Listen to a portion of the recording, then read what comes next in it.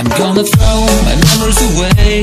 Now I feel I'm done, and I am cursed by every day.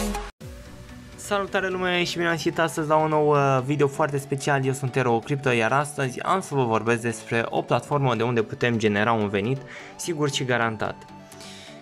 Am creat și un cod pe platforma aceasta, am observat deja că băieții de acolo sau cei care folosesc platforma au venituri considerabile.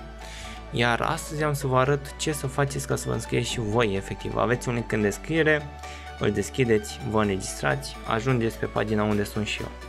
Odată ce ne-am creat codul, o să vedem că există mai multe criptomonede în care noi putem să primim banii, din care noi putem să facem bani.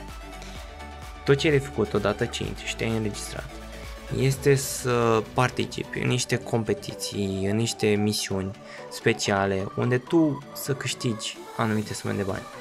Ai aici la Free Token, în partea din stângă din meniu, am să dau și un zoom să vedeți. Aveți așa short links, care sunt linkuri scurte. Îți faci linkul tău scurt, îl dai la prieten să acceseze, tu câștigi bani din asta. Ai surveys, care sunt misiuni, completezi misiuni, primești bani.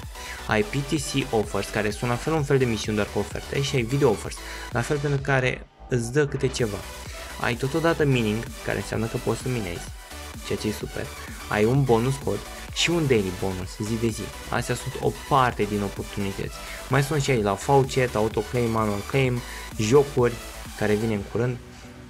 Ideea în felul următor: după ce ți-ai făcut cont, te-ai înregistrat, este bine să le iei la rând de aici de la Free Token, pe fiecare în parte, și să faci câte ceva.